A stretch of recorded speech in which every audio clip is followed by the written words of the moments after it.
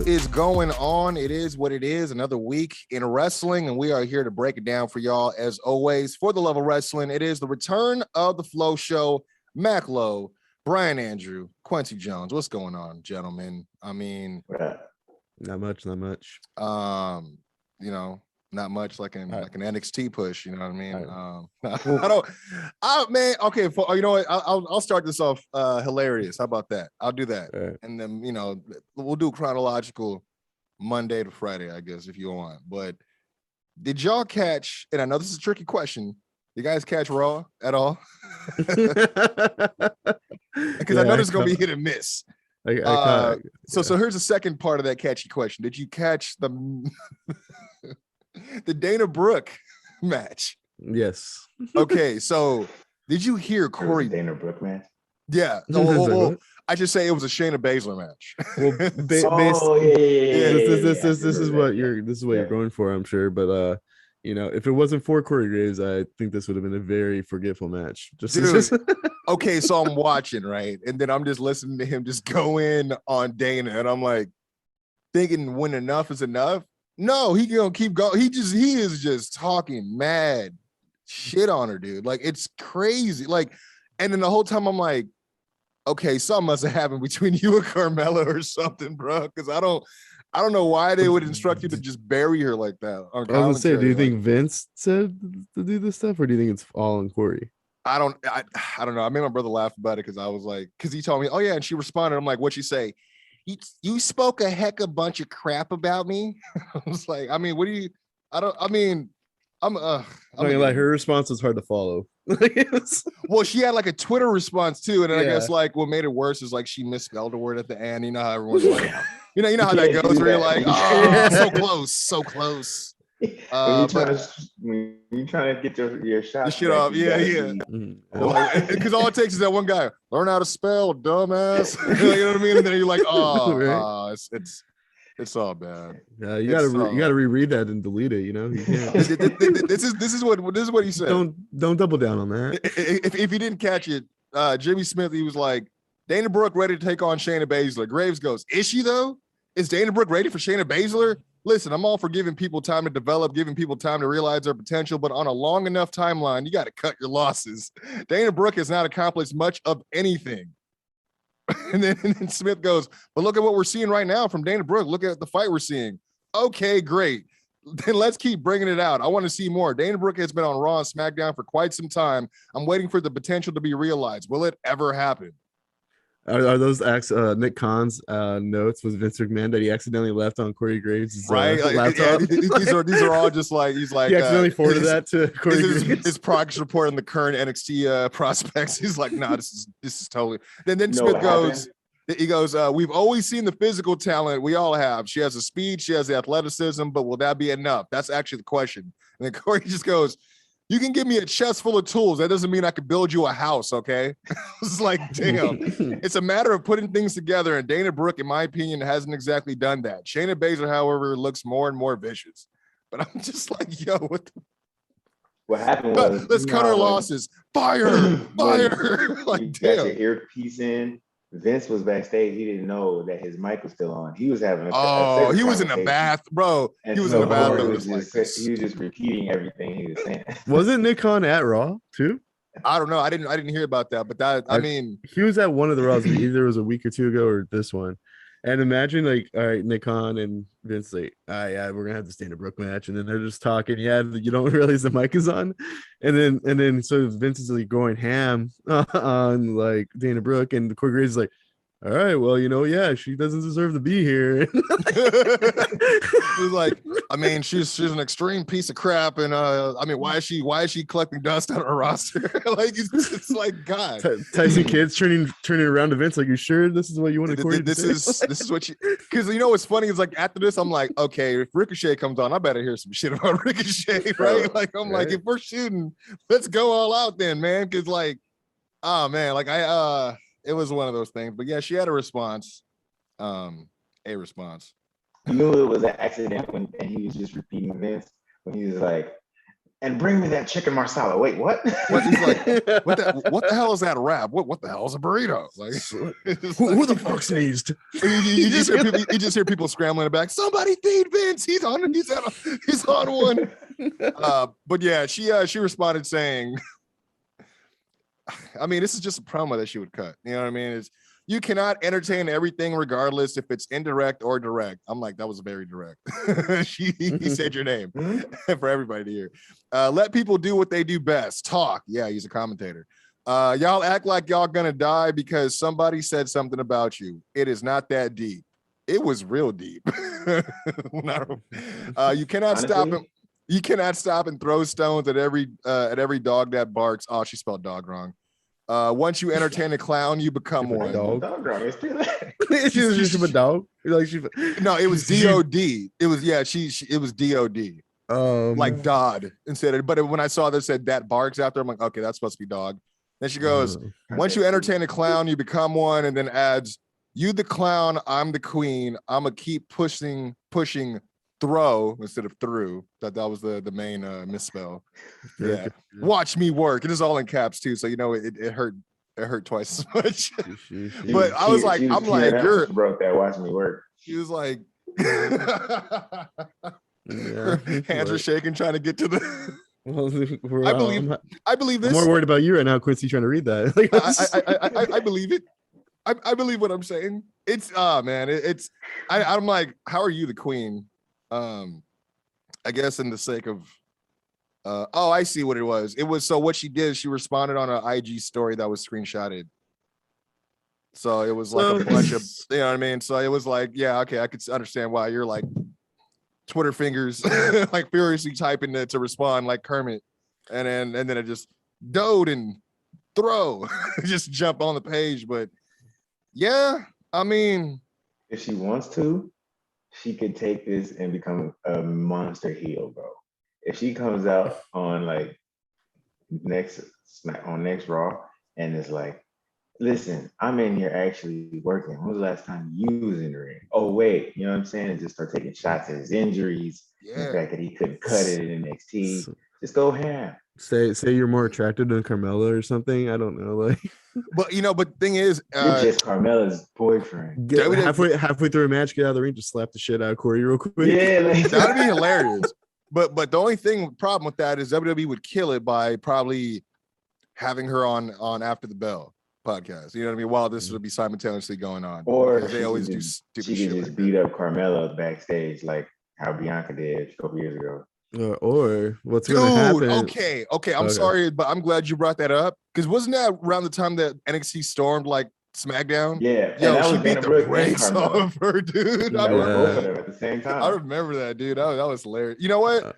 No, I'll wait because they had Bianca looking strong this week. I don't know if you caught that. I'm gonna be looking really stupid right now, but so hopefully my joke hits because this is gonna show how much I don't watch the full product. It would be really funny if she's out there prepared to talk a bunch of shit to Corey Graves, but she's actually on Main Event and not Raw. And then the Main Event announce team's out there. But then I was like, I don't know who the fuck the Main Event. I was gonna say, like, I was like, it might be Corey Graves. he might be out there. It could be. I think it's Mick Joseph, right? And then someone else. Kayla, she's just sitting at the table like, what did I do? He's like, what did I do? You're on TV more than me, and you're just a freaking backstage correspondent. Like, I couldn't even be. The main event's like being commentated by someone in like Connecticut, and it's like so like they're watching. It's all remote. Yeah. So she goes out there, there's not an announce. She's looking around like, where are these voices coming from? Like I can even say like Corey Graves calling around. I was like, when's the last time you've been at a main event? He's like, I am Main Event. Have you not seen me? Yeah. I am the face of Main Event. It's on my nameplate when I come out. It's on my nameplate because I have nothing else, no other facts to add to the nameplate. Besides the fact that I am when they do that profile thing to her, it's just blank. It's just blank. Bro, I mean, I told you like right before Tamina won anything, like the belt, the tag belts, it used to say Tamina, she has a son. I'm like, what? I'm like, that's your biggest accomplishment in the company. Well, is doing something that outside one's the a little company. that one's a little tough because you can't really go based on family legacy. Well, they can because shit. Yeah, I mean, well, see, that's the thing.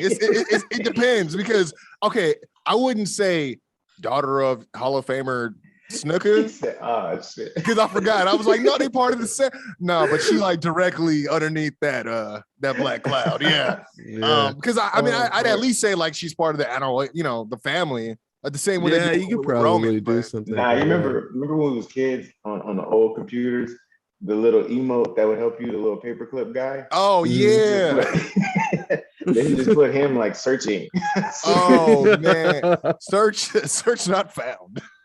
But now It's they can like, put one-time tag team champion, which is like, but which there'll is still be a lot of space. I mean, at the But same She time was though, the I'm like, she was look, the statistician for Titus Worldwide, bro. Put oh her on Dana, there. yeah, Dana was. oh yeah, Dana was.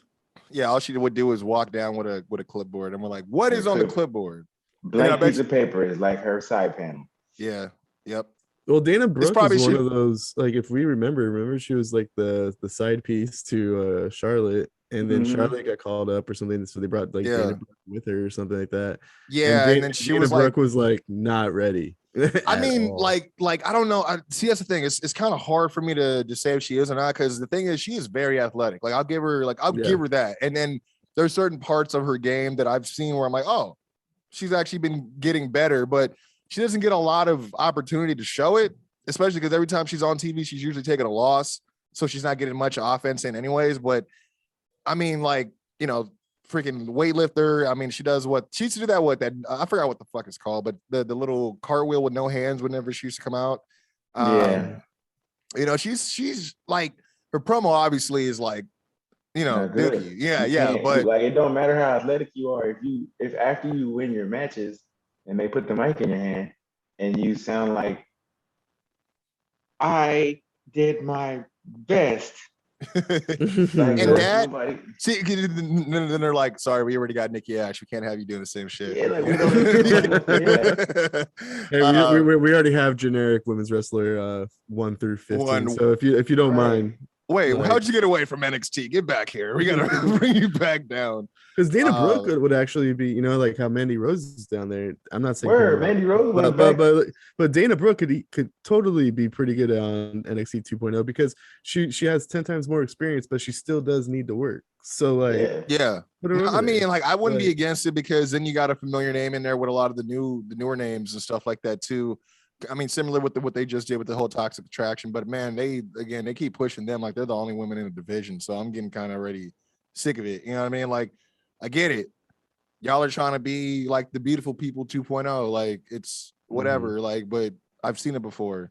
And I don't need to see y'all on every episode of fucking SmackDown Nah, or man. NXT. You know what I mean? Like, right. if there's all these new faces, why we keep pushing the gas on the same two people? Like, I don't know any tag. Well, okay, they pushing Total Attraction, which should be what's his name, Briggs and Buchanan, even though his name is fucking Jensen, and I didn't know that's about Bull Buchanan's kid, the other guy. So I'm like, dude, what? Just B&B, like, freaking, just call him that, dude. So it's like obviously they have the women's target, the tag team target, and they got Braun Breaker as the main, right? So it's like it's so obvious. That's why it's hard to watch it every week, dude, because I'm just like, all right, let's see what let's see what grandiose way. Yeah, it's like, well, what grandiose way are they gonna shove him to the moon now? I mean, it was kind of refreshing to get like a Pete Dunne versus Cameron Grimes this past NXT, but I mean, What are they doing? it's weird. Like we shouldn't be like feeling lucky. We shouldn't be feeling lucky to get some of that old NXT action in there. You know what I mean?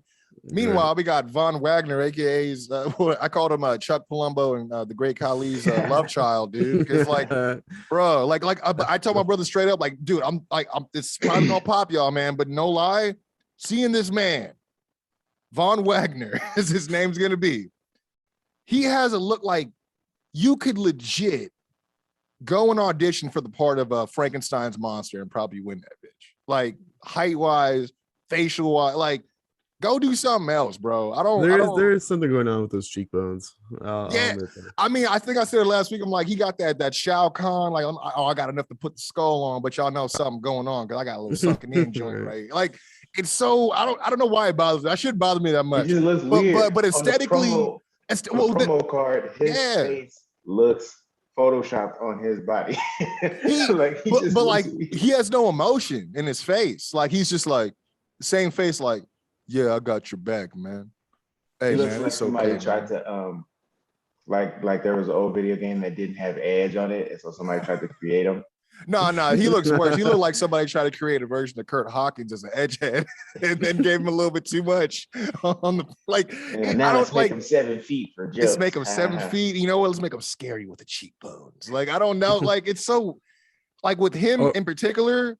I like Vince when he came by. I know we heard about that trip he had when he came by to kind of evaluate the talent as far as who he felt like he wanted to keep, who was worth investing in, anybody he wanted to bring up, all that stuff. That was that same trip when he was like, oh, Odyssey Jones is ready to come up. And then found out about that is Odyssey ended up not going up and they ended up switching his spot to Ridge, which honestly, Ridge is good. I don't know why you would split him and Pete Dunne up. You should have brought both of them up there. You know what I mean? I was going to say that. Like, what does Pete Dunne like? Pete Dunne, in my opinion, still needs to win an NXT championship. Yeah, a lot of people feel like he has just a lot of unfinished business in NXT, but there's a lot of people who kind of came through NXT, didn't win shit. And like I heard LA Knight was supposed to be part of the draft. Right. Which and I'm like, do it. Like, well, Pete Dunne arguably is the best UK champion of all time. Like, you can make the case and his reign is better than Walter's, or you can make the case that Walter's is better than his. But they're both, I think, equally matched on being very impressive. Yeah. But he still hasn't won the NXT championship. But now, like, is this the NXT championship he wants to win? I mean, he technically won the tag team championships with Riddle. Yeah. So yeah, he has like that. But he has the accolades to. Yeah. Did he ever win the North American? I feel like he did, and like Roddy beat him or something. Maybe I'm wrong. I know he's been in the chase for sure. But I know he was like. It don't matter, man. Just put him on the main. But if they do that, then NXT is really going to be like unwatchable. There's only like 4 people I'm checking for. In my opinion, Pete Dunne's not keeping me on NXT. No, I mean, so like, I mean, one of the things I was telling my thread at this point. One of the things I was telling my brother was like, after watching this week, I feel like if you haven't already been called up, you know, like the Hit Rows, the Ridge Hollands, the Xia Lees, which I was like, Xia Lee got the call up. You know, and then I feel like call up Xia Lee and not EO, bro. I have a feeling EO is trying to wait out her contract. She's like, I'm going back to Japan and kicking it with my husband. Like, she was going to do that before she won the championship. I did hear about that, yeah. And they were like, let's make her happy momentarily, right? And let's just throw her in this tag team. Can I bring up something that's frustrating with you? And I don't know if you guys agree with me. Maybe I just have like white people ears, but Io Shirai has one of the coolest entrances in NXT. Yeah, but does. Bobby Lashley has the same like sound in his music too. And I believe if they were on the same roster, when Io Shirai comes out and Bobby Lashley comes out on the same show, they're gonna sound like they have the same entrance theme.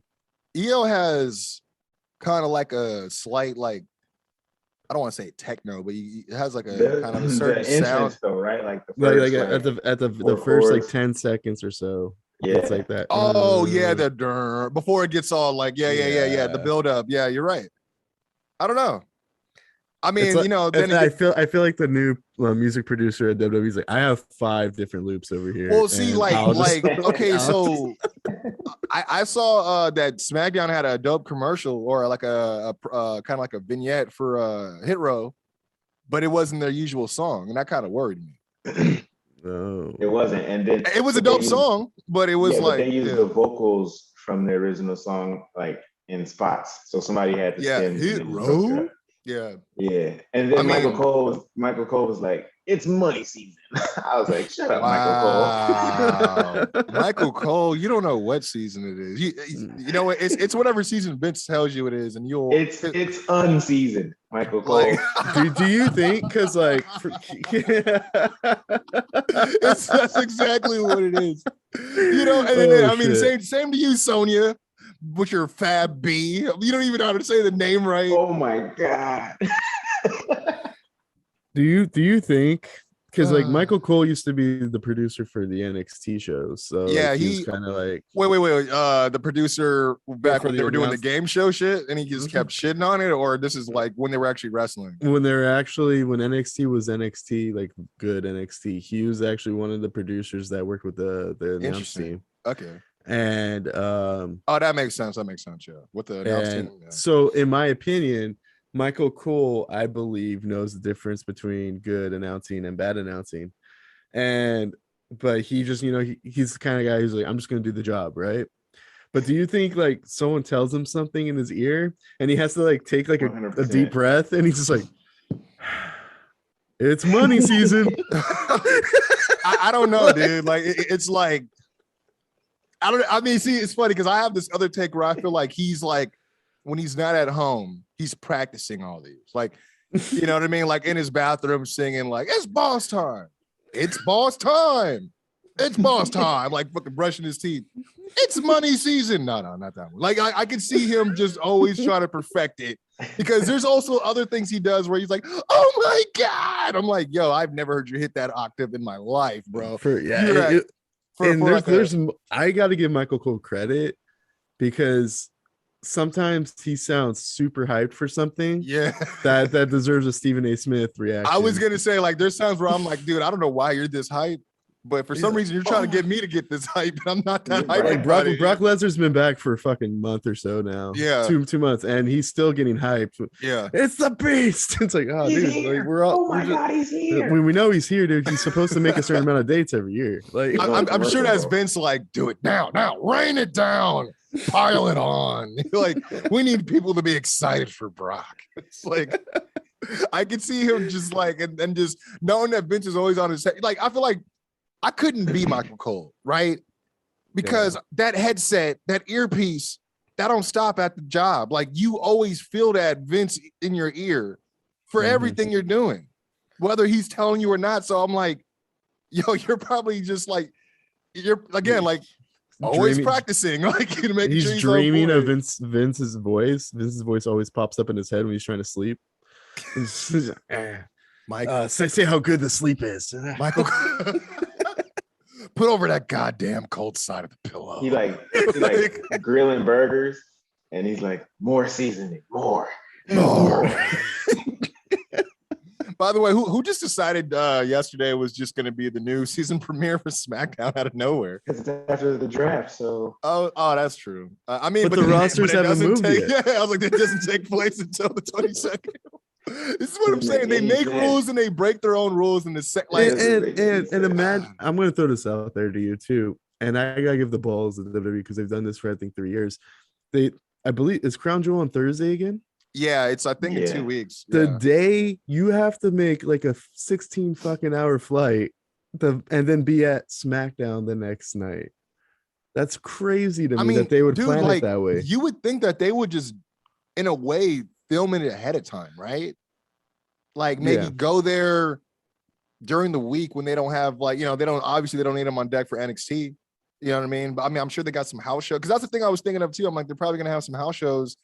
Like I said, I'm going to SmackDown next week, so I'm like, well, they're probably gonna be like a house show or something around the corner, Riverside possibly. They always doing something, but it's like they could have just cleared their schedule. I mean, like people are gonna get mad. Oh, I couldn't go to one of the house shows. Like no one's gonna give a shit. You know what I mean? Yeah. But like they could have done it during the week. Especially if it's gonna be, it's gonna be at least a 2-day shoot, 15 hours there, 15 hours back. Like, I mean, we saw what happened last time. And let's just say NXT is not exactly in the position right now to be like, hey, we got guys to put on the show. No, I got people I don't want to see on the show. Oh my gosh. I got people I don't want to really see ever touch the show. I mean, like obviously Braun Breaker has a look, but it's like, bro, I don't like for me personally as a fan, I don't look at NXT. And I know it's early, but I don't look at anyone on there and be like, you know what, the future's in good hands. I don't feel that way anymore. I don't. Like, and you don't have Daniel Bryan, who's woke enough not to go there. So you at least have him at home just in case. dude, Put on like, a you know what I match, mean? Just to like, put on something, like, like Tommaso Ciampa and maybe Pete Dunne, because you could trust that these guys could go out there and put some work in. But there's nobody else really, like obviously you could maybe Cameron Grimes or something like that, but like there's not a lot of people on that roster that you could be like, oh, can you cover SmackDown this week? Like, what if you have another situation like you did 2 years ago? And like that's just crazy to me that they would book it. Like, you're right, they should just, like, if anything, just do it on Tuesday and then air it on Thursday or whatever. But then what's Tuesday? Yeah. Tuesday out there for us is like what, a Monday to them, or are they ahead of us? So it's like a Wednesday. I think they do it on Thursday for us because it's the weekend. Yeah, I was gonna say, I know it's like the time difference is definitely like it's like, you know what I mean, like it's Friday night or something like that. But well, see, a lot of people were thinking that maybe, and I don't know, I'm way off base. I don't keep up with the religion stuff and practices. A lot of people were thinking maybe if it was on a day where like it's something to do with like a day of worship that they have every week or something like that. So they're thinking about that too.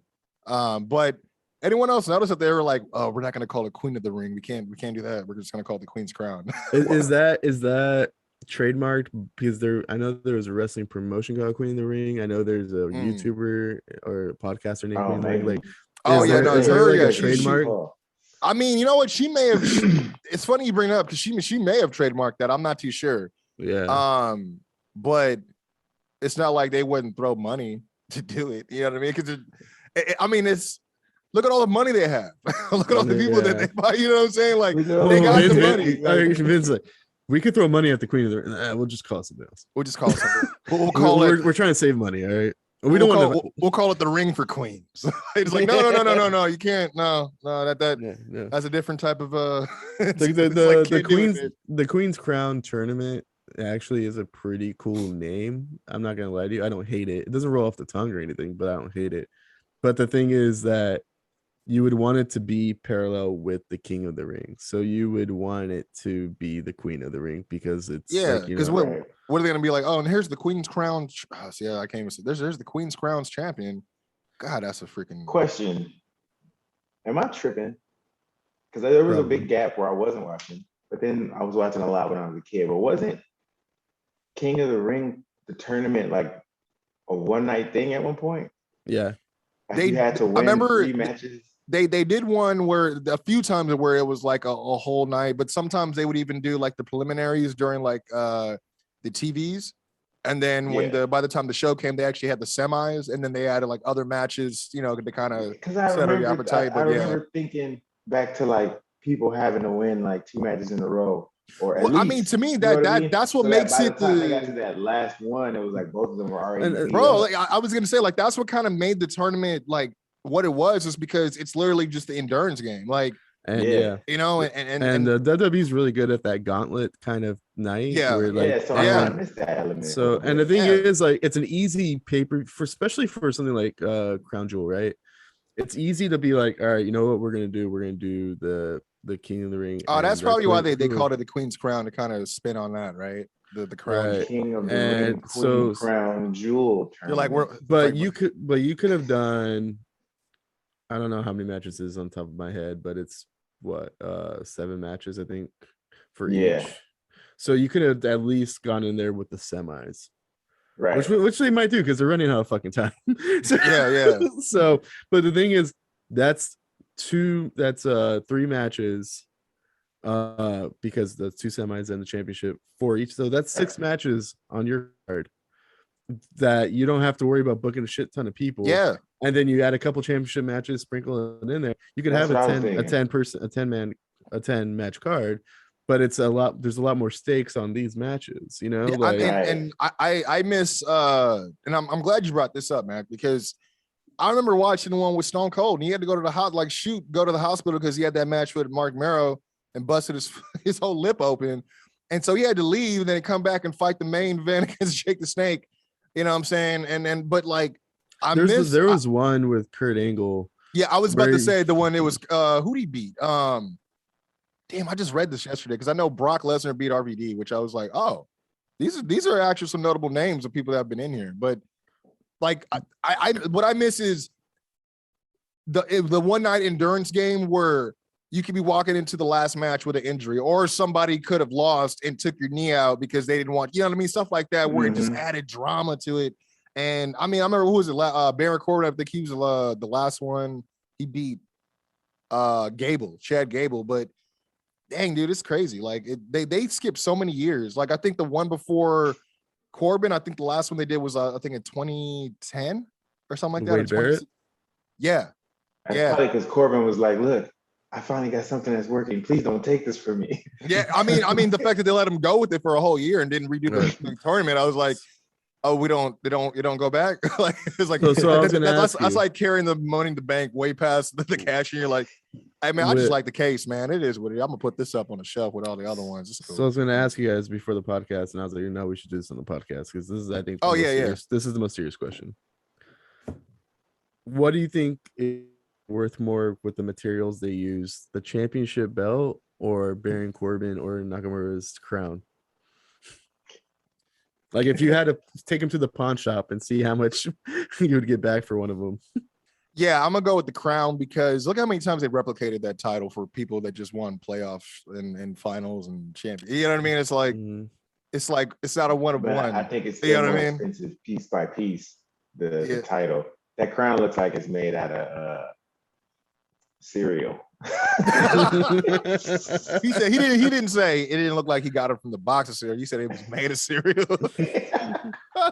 I mean, if that's what it looked like, I don't know what kind of cereal that is. I mean, I don't know if they just put a bunch of Cinnamon Toast Crunch in a mold and then just they're like, we gonna put a bunch of marshmallow around the rim, dip it, and this is what you got. I mean, I put it like this. I'm excited for King of the Ring. I was talking about championships with my brother yesterday because I was like, we were talking about the new TBS championship that they just presented, and he was kind of a little bit critical of it, but I was like, dude, I mean, to be honest, I mean, it's a women's mid card. I don't think any other company, as far as I remember, have ever presented a mid card for the women's division, so I think that's cool. And it gives other people something to do. However, yeah, the championship is just whatever to me. I mean, like, I ain't the one that has to wear it. But my brother was like worried because he's like, yeah, but when you look at it, that title is bigger than the actual world championship. Yeah, I think that's an issue too.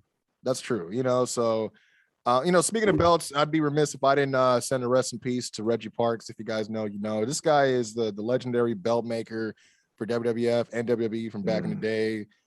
Made the big gold belt, made the big what I call the Rock and Austin title, like the classic tag team titles. Like, it's crazy. A friend of mine sent me that he passed away. I was like, damn, like I would like, even when you go on 2K, like, or any of the WWE video games where you can create a championship, his name is in right before the loading screen because they give him credit because he's the one that designed these titles. So like, it'll be like so and so goes to Reggie Parks, yada yada yada, and I'm like, man, this dude got that top billing. You know what I mean? But I mean, I can't think of anything else to really talk about outside of the fact that NXT is garbage. No, I mean, when I told my brother, I was like, I feel like unless you're like one of the ones that they're investing in, if you already like secured a new deal like Pete Dunne, or like, you know, you got called up, whatever, they're not going to keep a lot of these guys. Like, they'll keep a lot of the old guard to help put over the new guard because that's what you got to do. Right. But I don't see them keeping a lot of these, like retaining a lot of these talents after. I mean, because after that, like, what else? You know what I mean? Guys like Gargano, they don't need to be there anymore. Guys like Ciampa, I mean, like, yeah, he's like arguably the heart and soul of NXT, but it's like, if for me personally, I would love for those two to leave, or for those two to get, you know, pushed as a tag team on the main roster. But individually, I don't see them doing any good for any of them, any of their careers to be on the main roster. The WWE, when they were the only game in town, it was kind of like, well, if you don't like your role, we're still paying you to put people over or whatever, and you made it into like a job. But with like AEW and even like Impact being much better, and you know, just the idea that the indies are getting a little bit more eyes on it. And to me, it's like when Johnny Gargano's contract is up, why stick around in a toxic environment when you could go do it on your own? And you know you can. Like, you're now what the WWE is doing is, even if you're not putting these people over, a lot of these people still have loyal fan bases. So they're like, you know what? I can't wait for my guy to get out of WWE so he could go put on somewhere else, And Yeah, it's like, 100%. Yeah. and so the WWE like eventually is gonna have to realize like people are just gonna wait for their contracts to be up, and then they're gonna just leave. And then even if they're just doing Impact, they're probably gonna still make solid money and enjoy what they're doing. Like, to be honest, like what the WWE doesn't realize is you'll probably work less dates somewhere else, Yeah. and you'll make maybe a little less money, but you'll probably be in more control. And mental health is a thing now. Yeah. Maybe it wasn't in the past. 100%. Well, maybe not when Undertaker was carrying weapons in his bag and stuff. Yeah. But like, and- but now like people take it seriously, and for a lot of these wrestlers, mental health, it's like we need to get out of the WWE system.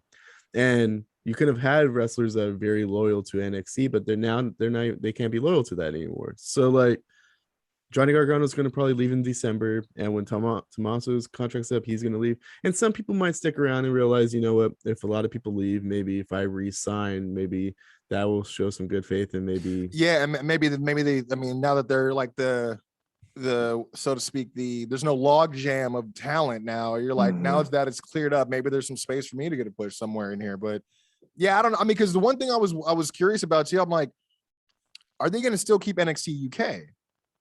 Yeah, probably not. I think eventually it will, because it's obviously still. I mean, they're not doing the same approach to that. Like, it's not like NXT UK 2.0. You know what I mean? It's not like they're. I guess it kind of already was when they had to, do some extermination with some of the talent a year and a half ago with all that controversy going on. yeah. But you know what? I'm glad you brought up the mental health stuff, because I did get a quote here from, surprisingly, Braun Strowman. He says, "How the WWE made me hate myself. Damn. When I started hating myself was when I knew I needed to leave WWE. The criticism from the fucking fans, and it's not even the fans, it's the dorks on the internet that their opinion and couch cushion book shows and do all this stuff and just nonstop talk shit about what we're trying to do. I would love to see any of you get handed a fucking 1,500 word script on a piece of paper, get 15 minutes to 30 minutes to try and memorize it, then go out and do it on live TV in front of no one. You can hear your heartbeat standing out there. The nonstop negativity that there is in the wrestling community is so toxic. And it made me hate going to work. It made me hate this stuff. This cinematic match with Bray Wyatt, they say it's the worst match they had ever seen. People don't have a clue what went into doing what I worked for 28 hours straight trying to get this out to our fans. I went to work the next day after filming it and wrestled on TV. I got home that night and was taking a shower and collapsed. I had to get an ambulance to come and get me." So yeah. No, ambulances are expensive too. I mean, I would think for one to carry his big ass, yeah. Well, they may have to this is might have to just have to call the cops and put him in the paddy wagon and get him this down is, there. And this is kind of how I feel, like how we used to feel about Seth Rollins a little bit. And then after watching Broken Skull sessions, I feel like, I was able to sympathize a little bit. But like Braun Strowman over here is kind of like, a lot of the things he mentioned in there is kind of like the WWE's fault. And he's doing a "you people" promo on us about like how we don't like dude, if we don't like the fucking product, I don't give a fuck how long you spend on the match. No, honestly, like dude, regardless of how many words are on that script, that you had to only, I mean, if it we didn't sucks, give you the it fucking sucks. script. Yeah, and if it sucks, it sucks. I'm not saying you suck, but maybe if you delivered it a different way, or maybe you had something better to say, then yeah. I mean, and not even directed to him, but that's other people too. You know what I mean? That's not just him. So that, for him to be like, oh, I'm like, dude, we pay money. We're the reason why you have money to get paid. So we have a reason to have an opinion on shit. Are we always right? Hell no. We're not always right, but it's naive for you to be like, that's like you play for a pro football team. And you're like, man, these fans are shit. You're like that's like if Ben Simmons was like, yo, man, these fans are on my ass, yo. Like, yo, these fools are making me like, score. You know what I'm saying? It's part of it. Like, and I'm not trying to brush it away. I understand Braun has had past issues before. I remember he said he almost hurt himself. He had to call Vince and all that stuff. So it's like, I understand the stuff is serious, but the way, like kind of what you're saying, Brian, like the way he's kind of you people in it, like, okay, why are you letting people you don't know, these same these laptop jockeys that you're talking about, why are you letting them get to you? You know what I mean? Like, And to be honest, like I've heard some rumors, and I feel like maybe this is his way of like saying out loud, like this is probably why you didn't like the Braun Strowman character at times. But if he like would have presented it that way, that's different. Right. because I think he's still trying to be in the good graces with the WWE to maybe eventually get re-signed. He's like, fuck these fans. I hate you, Because Vince. I like, and I gotta admit, like, because I'll be honest, one of my concerns was like what he has going for him is like he was in a championship match right before he got cut, and he's a big guy. He can move better than most big guys. I'll be Yeah, honest. 100%. I always thought his finisher was ass because it's like Yeah, the running power slam was weird to me, but I remember he used to do like the reverse choke slam at one point. At one point, something like that, yeah. And I when he feel had like mad jobbers on him.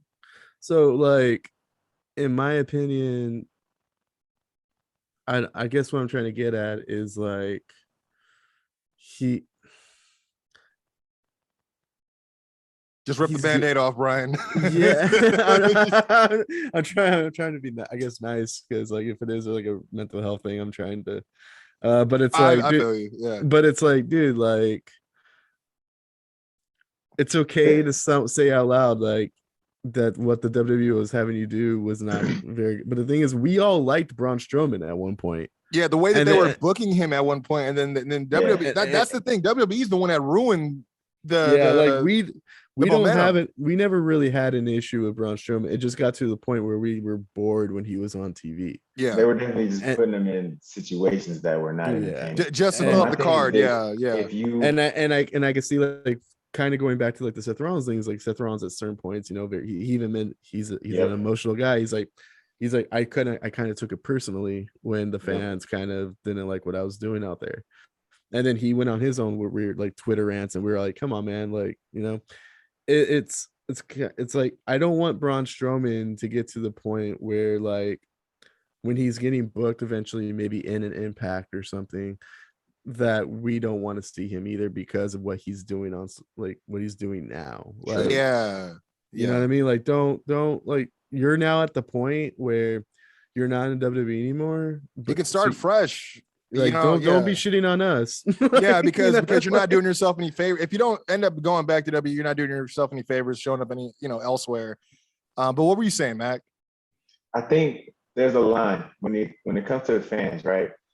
You get they often try to play the story like, oh, the fans are so ruthless and this and that. So I think it's a line. There's people who are like when we talk about it and we're like, yo, that sucked, and we make jokes and we fantasy book and all that type of stuff. I don't think there's nothing wrong with that. But I think what happens is because we see it, we all have Twitter accounts. Yeah. There are people who take it way too far. Yeah. There are people who will send 400 tweets, the same tweet to the same person just to make sure that they see it. You know what I'm saying? It's like when you hey, so and so, it's my birthday. Wish me a happy birthday. Yeah. And then they're like, oh, he's an asshole. He didn't even get to it. Like, dude, what do you want to do? Like, so there are definitely people who take it too far and who think who don't understand like real life. I was about to say, like, there's a lot of people who don't understand real life and they say stuff and they do stuff. Yeah. Not knowing that they're gonna have to answer for that at some point. Right. So I get that. But a lot of these people that talk, they swear like they're actually like Braun's or whoever it is boss. Like you answer to me because I'm, no, bro, this isn't like a taxpayers' money type of situation. It's not like that at all. Like it's like, and in a way, you got to kind of feel bad for Braun in a little bit, or Titan, whichever. I think he should go Braun. He should go by like Braun the Titan. So at least like Braun, like the name he made off of the WWE, he could. Because I believe like the rule is you can't take a full name, but you can take part of it if it's a two. Yeah, because like Buddy Murphy is still Buddy Matthews, is what I hear. So like, but I kind of feel bad because if you think about it, like. He got cut because of his contract, I believe. And but like the thing is, like, put yourself in his shoes where it's like you've been molded by this company. They offered you a big contract. You feel like you have a solidified job. Yeah. And you're in the main event picture, like multiple times. Yeah. And all of a sudden they're like, you know what? We paid you too much money. We're gonna get rid of you. And he's probably like, well, what the fuck do I do now? Like, and he's not like some guy who does flippy doos who could go to anywhere. And Well, I think one thing he should do, and I may get some flack on this, but I think there's some money in it, bro.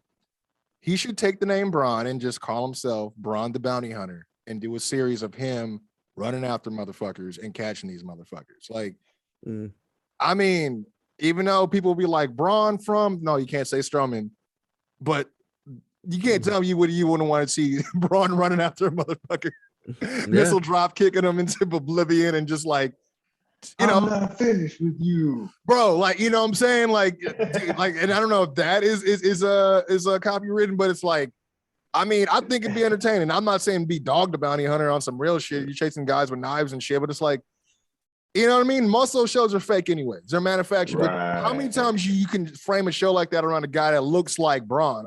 Obviously, I would also say acting, any type of movies, anything he could do. Because again, how many people you can say look like this guy? I mean, too late. I mean, too bad it didn't happen, before the end of Game of Thrones, because you can't tell me he wouldn't have been a perfect extra for that movie, or the series. But yeah, I don't know. I think he's gonna be okay.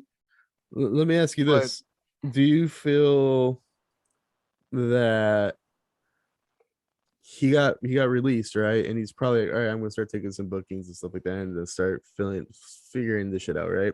But then all of a sudden, probably shortly after, because like, when did Braun get released? In May or April?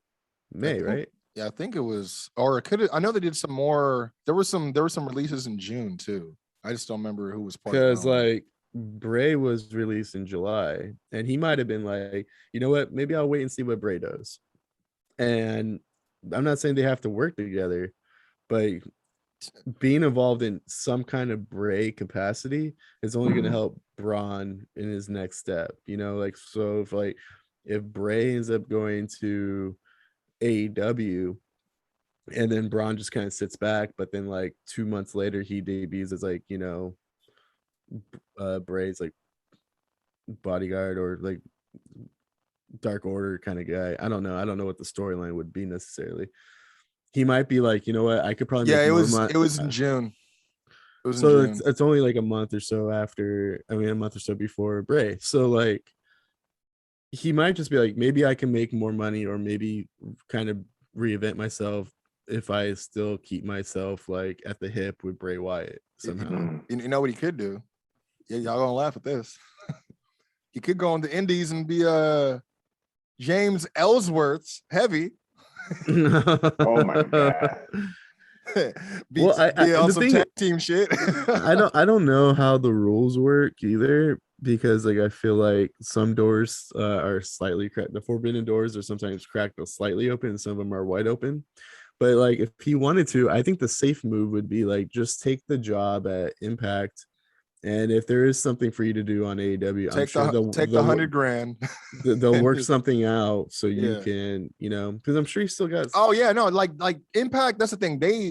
They're a platform, but they're not stupid. Like, they're like, okay, we're gonna have to play ball with a lot of these people to be able to still retain them at least the majority of the time that we'd like to. So yeah. And plus, they're on Twitch too. You know what I mean? Which actually, that reminds me, I got a little document here that leaked. I think earlier. Hey man, I gotta start streaming. Yeah, bro. Did you see them numbers? Did I? Yeah, dude. Like, I was like, oh, so that's why people were fighting so bad. I mean, not that I cared, but it was like, so yeah. Let me see if I can find the. Oh, okay. Here we go. And there's only a few names, but like Zelina Vega. I'll start with her because she was probably the hottest topic on it. She's making over 300,000. That's pretty good. Xavier Woods 25,000, but I think that's because obviously WWE is getting a cut. 43,000 for Tyler Breeze. I don't know if he's still doing anything. He is, because he was working with Xavier on Up Up Down. Yeah, the whole party thing, right? With him and when Cesaro. When they had to shift, it's funny because Xavier literally just pops up on Adam Cole and Tyler's channel now, because that's awesome. Go do theirs, but they can't come on his anymore. Oh, so and that's cool though. At least they let him do that. Yeah. Let me see. Paige She over here almost getting $500,000, dog. And 478,000. that kind of bothers me a little bit because Because she don't even play games like that, bro. But low key though, like, isn't she still like technically under WWE contract? Yeah, I think so. So I'm wondering how that I believe that she was very like anti the whole thing, and I wouldn't be surprised if they kind of looked a different way with her because she's under contract, but she's like not. I mean, I was thinking like, what are you guys paying her for? You guys aren't paying her to do anything. So I think they're holding on to the idea of Paige. Like we could bring her back out to be a GM at some point. We could do it. Like don't want to see it.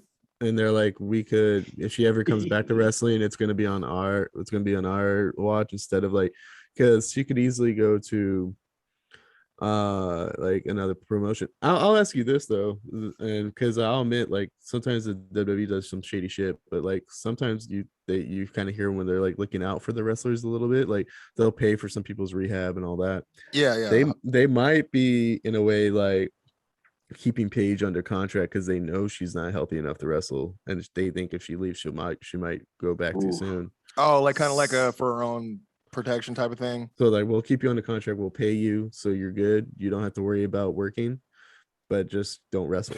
She's like high key, like, yeah, pay me so I can pay for these. And it's just like it's just pissing Nick Khan the fuck off. He's like, we don't even what the fuck? This is a huge vacuum of money. What are we doing? Like, but it's like at the same time, she's like low key, like, yeah, pay me. I'm gonna just keep paying for these. And imagine like stem cell surgery so I can low key get my neck back, and y'all don't even know what's up. And we're talking so much shit about the WWE and Vince and stuff. But imagine Vince is like, you know what? We'll get rid of anybody, but we're keeping Paige. I don't want her coming back. You know, for her own safety, we'll get rid of it. We'll find that would be the most humane version of Vince that we've seen, right? Yeah, because he's always Mr. It's probably not the case, but because he's always Mr. I wouldn't ask you to do something I wouldn't do. I'm like, get kicked in the back of the neck, Vince. Get kicked. Let Sasha Banks do what she did, and then holler at me with your 7-year-old ass. But, imagine too, like her contract is like under miscellaneous, and Nick Khan's like, "What is that?" And Vince is like, "You know, it's the travel, you know, the repairs." Yeah, no, right? It's like it's all like under the books. It's not even. It's just getting rolled over. Impact is getting 69,000. Evil Uno 35,000. Colt Cabana 32,000. But Adam Cole, baby. He's getting 318,000. That's pretty good because he's not like, you know, he's a very attractive he's a very attractive guy, but he's not. I've noticed so far the trend is that the females are getting a little bit more money. Yeah. You know. Adam's stream took off relatively quick too. He was doing a lot of stuff with up, down. Yeah. Then he started his own, and it blew up because he's just entertaining. Like he's a funny dude. I haven't watched a full stream of his, but I've seen a lot of his like best of montages for like a month or whatever, and I'm like cracking up. Like he's naturally funny and entertaining. So like you're gonna go flock to and watch that for sure. And then, but like I know like the biggest narrative is like, man, all these guys in NXT getting, you know, scraps, but like, you know, if you're Paige and you put on a crop top for a few hours, you're already making $500,000. I'm like, what? Then don't hate, bro. I mean, hey, man, it's the name of the game, dog. And to be honest, like I want that for Paige. I want her to be making. Yeah, she deserves to get every dollar she could get. Yeah, man. Because like, and if the WWE really try to shut her shit down, like fuck them. Like, I mean, because that's her best way of getting income at this point. I'm assuming she might still be getting paid, but you think that what's her name, Zelina's giving them a cut? Because I mean, she had to come back to the company, but is she still doing it? Well, it says it back. Yeah, it says that she, you know, she was the first one. It was 340,000. But was that before she came back? I can tell you right now. I'm gonna go to Twitch. Actually, yeah, this is Twitch payout data between September 2019 and September 2021. So it could be before. Maybe she had to stop. But I mean, I don't know. I feel like that if she came back, I don't know. It's weird because I don't know. I don't follow her. I don't do the whole Twitch thing. neither do I. But so I don't know if she's still active to be able to answer. I like that Mac is becoming our fact checker because we found out yesterday that Beyonce is not a mark, which is a little Bro, disappointing. it's so funny because like the person that posts that, right? I could tell they just saw that and posted it, but that's not usually their style at all. Okay. So that's why I was like, oh, okay. Like I was like, I just shared it to y'all. Her last live was 1 month ago. Huh. Let me see if there's any recent videos. Because maybe WWE is getting a cut, but like maybe because like it sounds like this is like about a year's amount of like Yeah, that's what it right? sounds like. Yeah. So like Because it didn't say like per year or per whatever. It just had the it's amount. sounding like that, or maybe that's how much they grossed up. I don't know. I mean, because the data was a 2 year. It's between 2 years, so it could be collectively. Who knows? So maybe she made 300,000 before she signed, and then now she hasn't made anything since. Possibly. They're like, nope, that's all going to us. Sorry. Like, you don't even understand this works. You want to wrestle? You want to wrestle? Well, too bad. We're gonna fight. You want to wrestle? Do you want to wrestle? Or do you want to be on TV? Do you which one? It's like, well, on my stream, I could be whoever I want, and then when I'm on your guys' TV, you guys just make me play who you guys want me to play. It's funny though. Her last, she has a stream from the 29th, but I know she joined TikTok recently too. Yeah, but it's Malachi Black playing games, not her. Maybe it's like it's done on purpose. Oh, you know what? Maybe she transferred the account to Malachi, and he's the one keeping it up because there's no rules about it in AEW. That might be the case. Which that'd be smart as fuck. Because she's like more of a character on her own show, but her own show is now not her own show. But it's like they're married, so you know what I mean. What like you know? Last thing I wanted to bring up. You know, we're actually, you know, a few things. We're on to the women, trying to empower the women here. I will say that this was a surprising move. We talked about this in the chat. Women of wrestling coming back, or I should say relaunching, because they've been around. Wow. That's what it's funny you say that, because that's what I said when my brother put it up on news yesterday. I was like, wow. And he's like, what was that? I was like, that was my Joey Lawrence. Sorry, couldn't hit a better one. But yeah, that's how I feel about it. But there's one thing bothering me about it, but there's some obviously noteworthy stuff behind attached to the news as well. I mean, Jeannie Buss, I guess she's the way they wrote it was like she remembered she owned the company. Like, oh yeah, that is still mine, huh? Oh, something with that. Like, so yeah, someone pointed that out to me on X. She's like, I thought wow was just somebody saying wow at all the shit I owned at the bottom of the page. I thought it was just y'all being just, you know, real, just that over the top customer service. I don't. But yeah, so Jeannie Buss is the, I guess, quote unquote, for lack of a better term, the money mark behind it. But what bothers me, I mean, yeah, they announced that Tessa Blanchard is part of it. That's the part that bothers me, is because they have a champion, and I'm familiar with the champion. She's been the champ for a while. The Beast, she's literally a beast. Mm-hmm. But I'm not liking how they're like, oh, the names attached are Tessa Blanchard, and I'm like, nah, it should be the champ's name first, right, and then her. Like, especially the racial sensitivity of the whole situation, you would think they'd be a little bit smarter in that regard. But that's the one thing that's been bothering me about, is how Tessa's just overshadowing, you know, the Beast's involvement in it. She's okay. And I get it, because there's a lot attached to her negative wise, but I will say that they actually are signed on for a multi-year deal through Viacom with the CBS and AJ Lee. And let me just correct all you stupid ass clickbait writing motherfuckers. She's not back in the wrestling world. Stop saying that for the clickbait.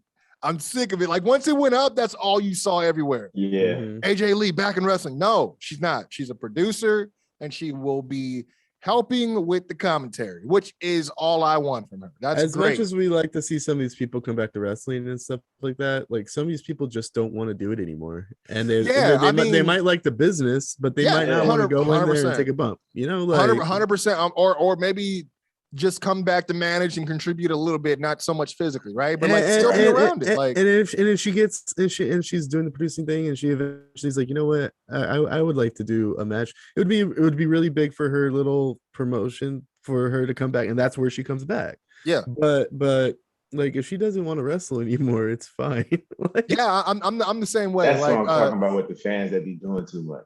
Like, yeah. you can't control somebody else. Like, if you don't, you stop don't chanting get for her wrestle if she don't want to. you don't get to tell people what they need to be doing. Yeah, like it's like, oh, you gonna be there with the money for the hospital bills? Because one thing, you know, they obviously, like back in when CM Punk showed up, that was one of the big questions. Oh, is AJ coming with you? Is AJ coming with you?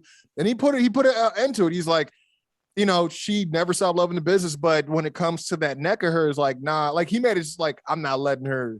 Like, if I have anything to say about it, it's not going to go down, type of thing. You know what I mean? And like, even when CM Punk was trying to come back, I don't think I ever was like, you know what, like CM Punk needs to come back. He needs to. I was always just like, man, it would be really cool if he did. That's it. And honestly, like, and it wasn't like to wrestle. Yeah, that's the top like dream, but it's like in any capacity at this point. Whether I mean, like, even just to be someone's manager or mouthpiece, like, it will be cool. Even if he just went directly to just commentary for AEW, right? And then somehow you know, he's training low key, and then someone takes him off the table to have like a one-time match or something. That would be cool too. But it's like, yeah, not everybody needs to be like, I'm not sitting up here like, man, so they ain't gonna hire JTG back in WWE, or you know, whatever it is, or you know, some guys are good doing what they're doing right now. You know what I'm saying? Like, my life cannot be put together until AJ Lee comes back to wrestling. It's just the way it is. There's really people that are like that. Bro. Like, you can't just leave us like this. You gotta give us closure. One more man. You're really gonna disappoint your fans? You're really gonna disappoint your fans like that? My 4-year-old used to look up to you. Now he doesn't like you anymore. Like stuff like that, bro. Where I'm just like, all right, stop. Like, those are those guys that are haggling you on like Craigslist to for something, and they're like, hey, I need a response. I gotta go pick up my kid. Oh, great. Now you made me late. Now you should, like, nah, dude. It's like, calm down. Y'all are doing too much, man. Oh man, but too much. But what? Yeah, they said they're not going to be doing any syndication until fall of next year. So let me give you my. Oh yeah, go for it. You should go first. He's like, yeah, let's hear what you got to say. So this is what's gonna happen. They know that that's negative press, but Jeannie Buss, she's a Laker. She's from LA. She probably used to grow up listening to Eazy-E. She already know all press is good press. So she's like, we're gonna put her on there. We're gonna act like we don't know what she's got negative. Checkered past. What do you mean checkered past? Oh no! I love Magic Johnson. No, she stood next to me. She stood next to me and our African American champion. What are you talking about? Yeah. She's gonna act so oblivious, and all they're gonna do is wait for one tweet, one comment, one anything, and then they're gonna be like, we're cutting ties with Tessa. But by the time they do that, all the press has already rolled in. The rollout has already happened. They've already garnered enough attention to continue moving forward with the people they're moving forward with. They just using her. She's a pawn. This is Jeannie Buss. This is the same lady whose pops brought Shaq to the Lakers. How? This is the same lady whose pops brought Kobe to the Lakers for Vlade Divac. You think she's not thinking ahead of the game? Yeah. Bro, like, no lie though, but like even the press conference they had with ET Entertainment Tonight, it looked set up as shit. Like, it looked like it was a total like they called them there. You know what I mean? Like, we're gonna do this. It's like, also, like, back on Mac's point too, is it's like a risk management situation, because it's like you're kind of sitting there thinking, well, we're running a women's promotion and we have honestly probably the best women's wrestler free agent on the market just sitting there, and yeah, she might bring some negative press, but like, all press is good press, I guess. And you bring her in, and if Tessa could kind of keep it, you know, low key and not bullshit you around too much, you're gonna have someone who's legit an indie star, and people can be forgetful. You know, like if Hulk Hogan could host WrestleMania, your promotion could have Tessa Blanchard. Right. So yeah, I mean, I'm honestly, not condoning it. No, but you're right, because the difference is you got a multi-million, like, again, they have had what 30 plus years head start, and they got a super established name in wrestling that's able to come back, right? But then you got, and those things were founded. These are just, I don't want to say hearsay, but and it's not like she got any charges for anything that she's saying, right? So it's like, it's all about who people, like you said, who's willing to look the other way or just tolerate it. I mean, we talked about that before, like, and like I said, like, you can get rid of her at some point if you want, or you can get rid of her even before the launch, but at least until the launch happens, you're getting some press. I'm not condoning it. If I was in that room, I would have been like, no. Like, if Tony Khan and Vince McMahon's not going to do it, we probably shouldn't do it. And very publicly, not, you know what I mean, going about saying that they're not going to do that. And, but it's like, I may be naive to say this. I don't want to cause any blowback, but if they're able to have Tessa there, knowing what people know, or, knowing what people know, like, but don't tell me we can't get Marty Scurll out somewhere, man. I mean, it's crazy. Mm-hmm. It's real crazy. Like, again, it's all about who people are willing to apologize for, tolerate, forgive for the sake of entertainment, man. It's like, I don't know, it's one of those things. And to be honest, it's also kind of, it makes me wary with AJ coming back, because now she's attached to this thing that now has already a negativity attached to it. And I don't know if she was knowledgeable of her coming in before she had her deal. I do know that CM Punk fucking hates Hulk Hogan, so I would think it's kind of like the same situation for her regarding like Tessa. Well, it might be a balance. It might be a balancing act where it's like, we're gonna announce Tessa, all right, bad press, and then we're like, oh, but here's this other person we you guys really like. And so, like, when you guys talk about Tessa, it's like, well, we brought in AJ Lee, who you like, and you'll watch because of AJ Lee. Just keep turning the camera. Don't look That's what you wanted. That's what you want to see. And the thing is, this is probably the perfect time to, and I don't know if this was their ideas when they were talking about it, but like, this is probably the perfect time to start being like, you know what, like, there's, the WWE is getting rid of a shitload of people, and they're gonna probably get rid of a shit ton more, and a lot of people are gonna let their contracts go to an end. We'll have, by next fall, we should have a decent roster of at least, that's true, B level ex WWE people. And if they make a working relationship with somebody else, which maybe they won't because of the Tessa situation, but if they have a working relationship with like NWA, who's doing their own women's thing with like Mickey James and stuff, that would be smart. That would be very smart to do. It's just a matter of like, is WoW kind of like shooting themselves in the foot with the Tessa thing, or is the Tessa thing kind of just because some people will be like, well, now that you have Tessa, we're not going to work with you, or is it just one of those things? I didn't think about that part. Yeah, that could have cut off a lot of working relationships potentially. But I think they're willing to take more risks because Jeannie is a part of this. Yeah, this isn't like her big fish. You know what I'm saying? No, not at all. Yeah. So I think she's willing to be a little more risky. I am interested to see what time slot they end up getting, because unfortunately in the past, a lot of these, like, even with championship wrestling from Hollywood, they're always on like 2-3 in the morning. You know what I mean? Yeah, I think I used to watch WoW back in the day, but it came on at like midnight or something. Yeah. I mean, dude, I caught it one day. Like, they were doing, I forget what they called it. It was the Red Carpet Rumble is what it was. It was their version of the Royal Rumble, right? But they had like, you didn't know who was going to be in it. And then Jake the Snake Roberts came out. I was like, whoa, what? And dude, like, hit a DDT, and this is before he got, DDP saved him. You know what I mean? Yeah, but I was like, yo, this is awesome. But I'm like, it's 3 a.m. Like I would love to see this like at 9 p.m. or, you know what I mean? Like, it was just like, yo. Super random.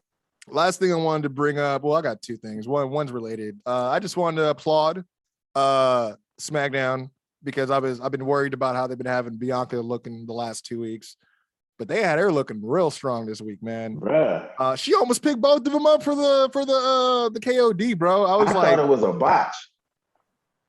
So it made like popped when me a little more because when she went to pick both of them up, and then Sasha slid off, I was like, fuck. Yeah. But yeah. Because Brian, were you able to see that part? Yeah, Okay. so I watched clips of SmackDown, but I didn't watch like the whole, Yeah, because so if there was like Bianca is very clean, and if she misses or missteps, she's athletic enough to cover it relatively quickly. So like you see her like when she presses somebody, if they slip, she just is like, I got it. You know what I mean? No, that's it's funny because that's why when I saw her, I'm like, damn. And then when she slid off, I was thinking the same thing. But when she like just spun her, I was like, oh shit, what's about to happen right now? And then like, no lie, bro, when she hit her with the KOD through the table, maybe I'm tripping. I'm gonna say it like Mac, tell me if I'm tripping. But she did that with the precision of like a John Cena AA somebody through the table, right? It was nice. I was like, that's what I'm talking about, bro. And then like the way she popped up and the facial after, I was like, okay. Yeah, man. Like it was good. If I could be real, because the draft that happened on Monday, so we haven't really talked about it yet. We talked about the first night, but then we had the second night on Monday. That's true. Yeah. I don't like that Becky and Bianca are going to be on the same show going forward because they're already 2 months into this feud, and they're also going to be really the only main players, I feel like, on Raw. And it's kind of annoying because I'm like, we're going to have to get to next October with you two. Well, what I think is they're probably going to have to. Bailey's going to have to come back somewhere, right? Because she's injured, but she's. Where's she at? She didn't get drafted, Bailey, right? But even Bailey, like. I thought she had like a 9-month injury. Just because you change the color of the crowd from blue to red doesn't mean like we've already seen Bianca versus Bailey. Yeah, true. Or if you bring Bailey back to SmackDown, we've already seen. Well, that's what I was thinking. Sasha, I was like, I mean, because it's Sasha's on SmackDown, right?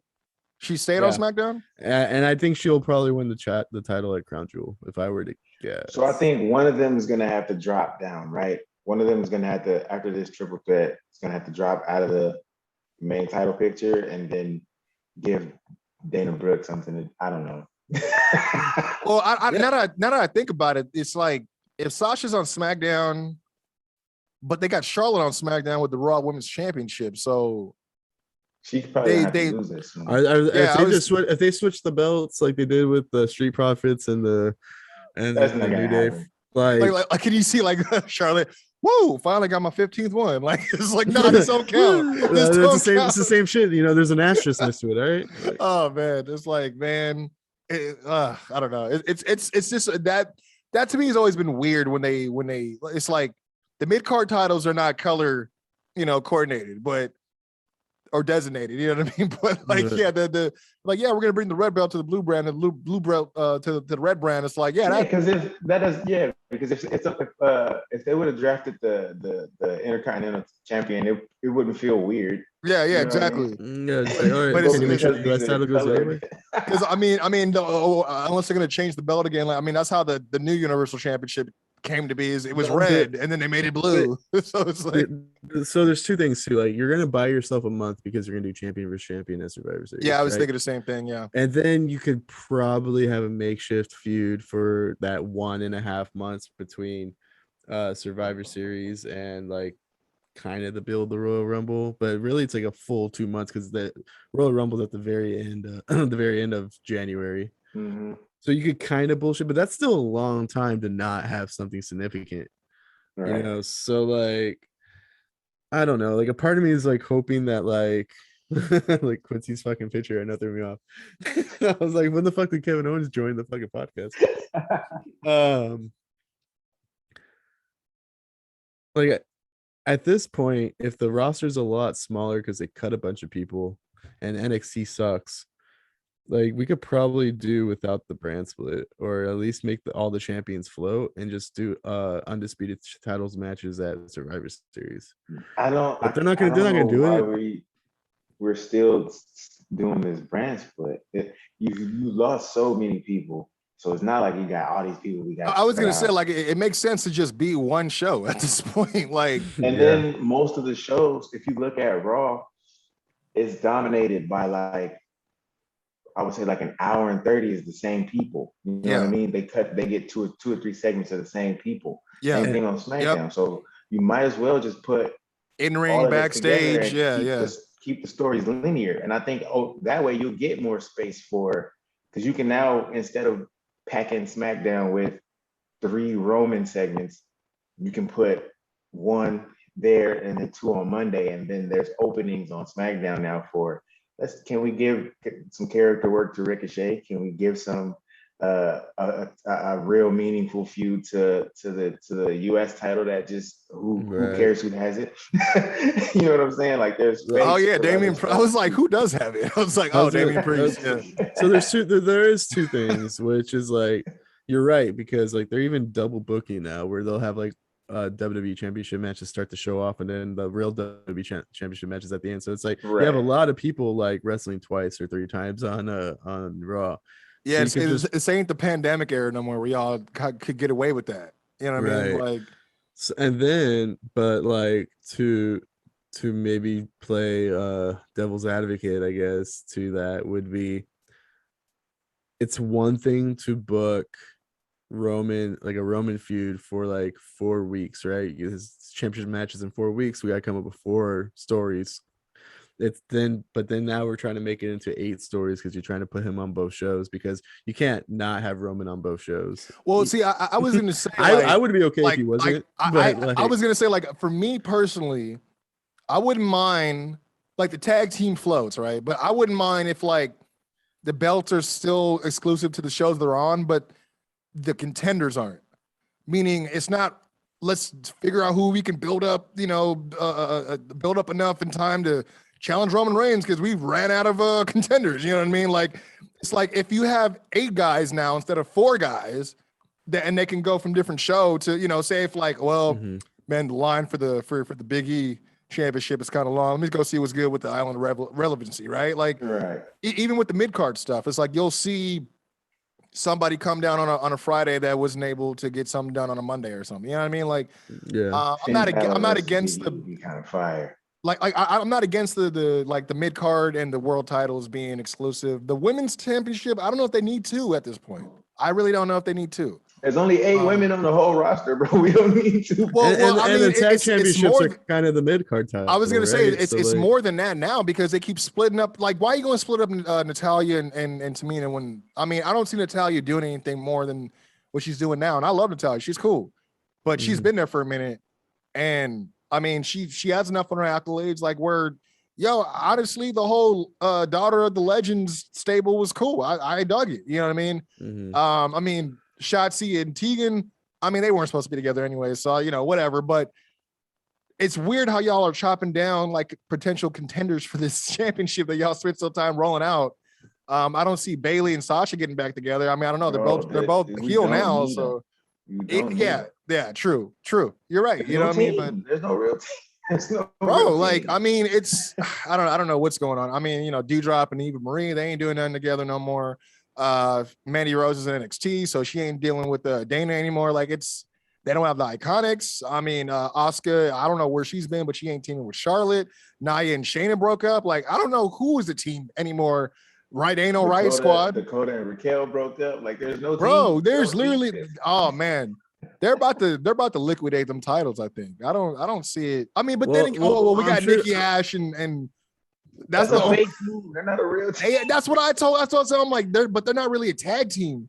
They're like, once they lose the title, oh, we're stuck on Raw again. I'm sure Vince was pissed when he took over 2.0, and he was like, why the fuck do they have their own tag championships? He's just like, I thought that was our championships will flow too. Like, I don't what. And he's what? Now I have 2 of these things I don't want. Like, I mean, look, unless they're gonna start creating a bunch of stables, like I remember they were getting real stable heavy with the women at one point. If they do that again, I could see some teams being formed, but like, no lie, you're gonna laugh at me. They were 1 pick away from reuniting Team Bad on SmackDown, but Tamina's on Raw. So, I brought this up probably like a year ago, so I'll do a quick version of it because then maybe I don't know if Mac was on that show, but it was if you're gonna treat it where you don't really have actual teams, you should just make it where the 2 people who win the tag championships could cash it in to face each other to be the number one contender for the WWE for the I women's do champion. remember that. Yeah, I do remember that. So like Which would make sense for yeah. I was about to say for them to like a team that just got put together. And then when you get an actual tag team, they're kind of hoarding the championships. Yeah. And then you have a bunch of people trying to find partners to try to take it because that's your most You know what that reminds me of? Afro Samurai. Mm. Yeah. Like it's the number 2 headband. You know what I mean? Okay, I see what you're saying. Yeah. And you know. If you know, you know. And so that's what that way it's kind of like a mid-card championship for the women's championship, but it's different than the men's mid-card championship. And then like I said, like for example, we don't have the Iconics. I'm trying to think of is there even a tag team in the women's? That's what I'm saying. Like, I mean, everyone I could think of, I went through and literally talked about how they're not even together. Because like you could have a tag team be like, hey, we came together. As much as the women's championship's great, we came together, so they're hoarding the championship, and then you have people like fucking Carmelo being like, hey, you know what? I'm probably not as a singles wrestler get my direct shot at the women's championship anytime soon. So I'm gonna go make a partner with somebody. We're gonna win those championships together, and then all I have to do is beat you, and not that. All I gotta do is stab you in the back at one point. Yeah, that would have made sense for when they threw Nia and Shayna together originally, because before that they weren't. Like, why would they become a team? You know what I'm saying? Yeah, that was whack. Like but every team that they have is like 2 people that came together for reasons that we don't remember. And like knowing them that they're gonna try to, they're gonna be like, all of a sudden Dakota Kai is part of the draft, and we're gonna put her with Tegan Knox. We don't watch NXT. We just put 2 of the Aussies together. Like, you know what's gonna be hilarious when they do so many moves that somebody else other than Shotzi is on the tank. Like, how did they get Shotzi's tank? Like, it's just like it is what it is. Tegan and Ember on the tank, and everybody's gonna be like, "What?" He's like, she that was Shotzi's thing, not the other person. Like, it's fine. Like I'm the one who brought the tank into the situation. Like, nah. And Vince is like, the tank was my idea. Like she was like kind of iffy, and I was like, nah, bring that shit. And then then she just left me. So you know what? I came up and I took it back. Fuck that.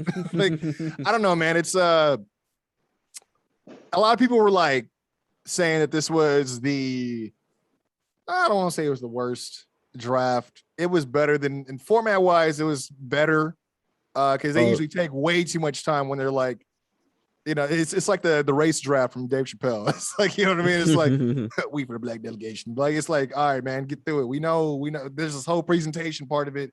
I just want to know who the guy is. The worst draft was last year or the year before. I think. I agree. What they could have done on a fucking Wednesday, maybe to counter Dynamite, just on just one special, is you do your draft special that night, and it's airing on both Fox and USA simultaneously, so you could choose which channel you want to watch it on.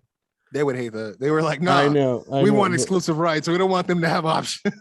It's so funny to hear how Fox and USA are like, "Fuck that, we want this person." Then, like, it's well. Did you hear that USA? I guess when it came to 2.0, USA said that they were extremely disappointed with the new change because the viewers are down, but they're in a wait and see period right now.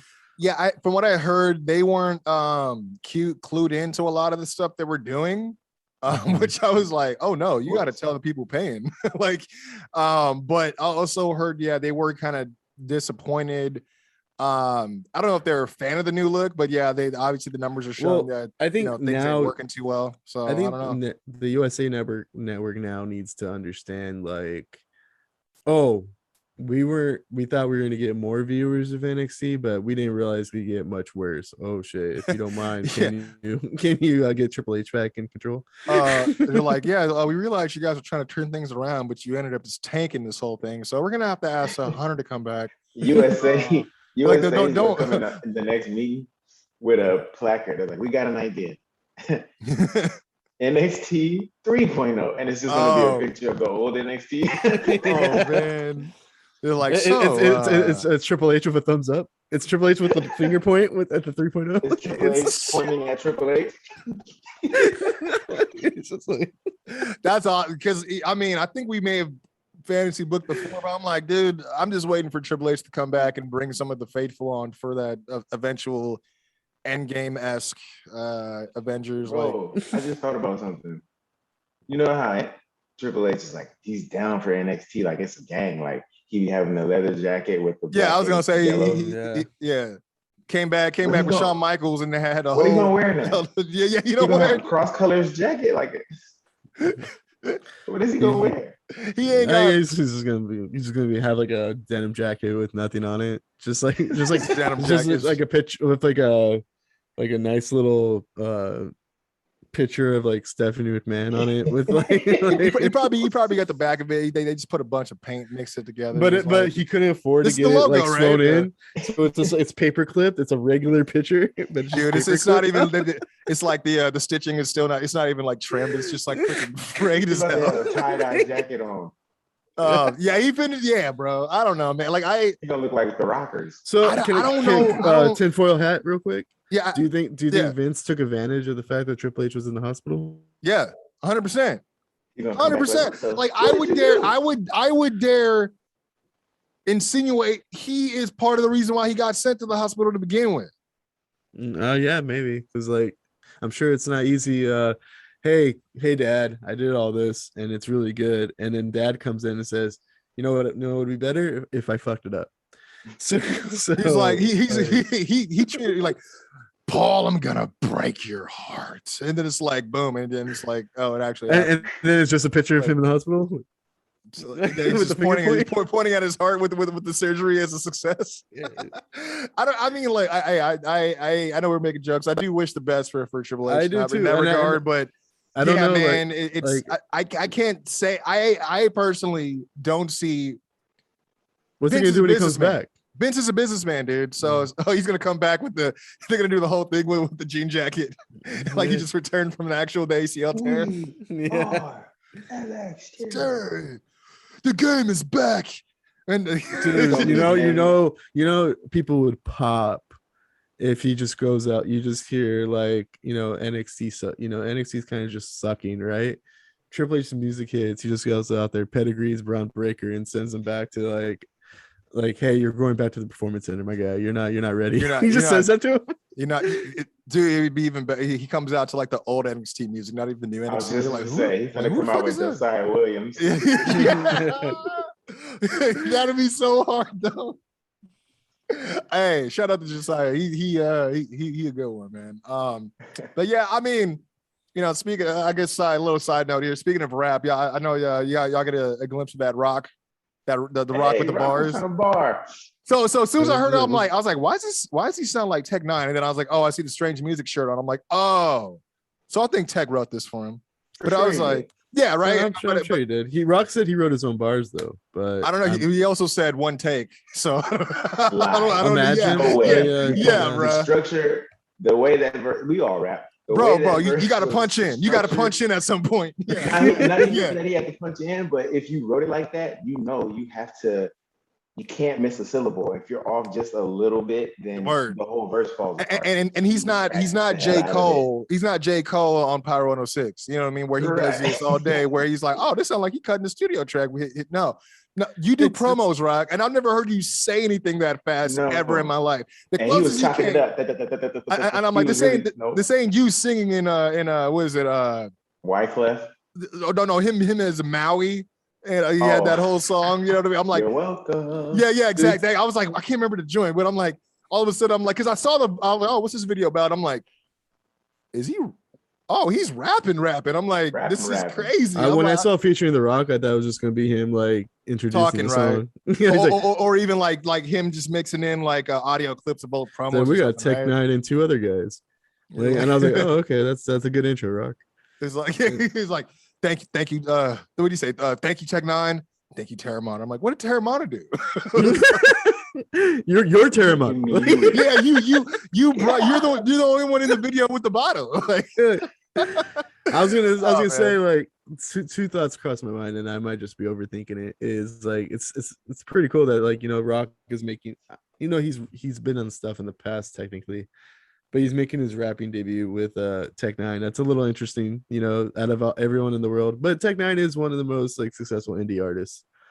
But it's interesting that that's the person. Maybe he's just a big Tech Nine fan, and I don't know. I was trying to figure that out because I was like, WWE definitely don't know who Tech Nine is. No. You know what I mean? Right. And it'd be so off the radar because they would have already promoted for this by now because it's The Rock, right? But when The Rock you goes know to what's gonna AEW, they're gonna use his verse on the Tech Nine song because they can't use the old Rock song. You know what's gonna happen now. I mean, they could just do they own the rift? No, Jim Johnson's not. He ain't even with the company no more. No. When this song hits whatever peak it hits on the charts, we're gonna hear Michael Cole. He's gonna be like, "Congratulations to The Rock and Tech Nina. Watch, bro. From Strange Music. What do you think about that, Pat? I'll just say those bars were fire. He always waits, bro. He always like he's trying to figure out what he's trying to say. And then like it's gonna say some bullshit. You know how they always say that, like they always list the people that they beat. They're like, this song did better than Drake. Dude. And it did better than Elias. Even Hit Row ain't got nothing on it. Like, no, it's not very Hit Row. It did better than Carrie Underwood. Like, oh my god! You're like, yeah, that's WWE's finger on the pulse. It's the top 100. It's like, that's all they got. Better than BTS? Nah, dude, calm down. Calm down. They're gonna give like a weird stat. It's the #1 song ever between a black guy and a half black, half Samoan guy.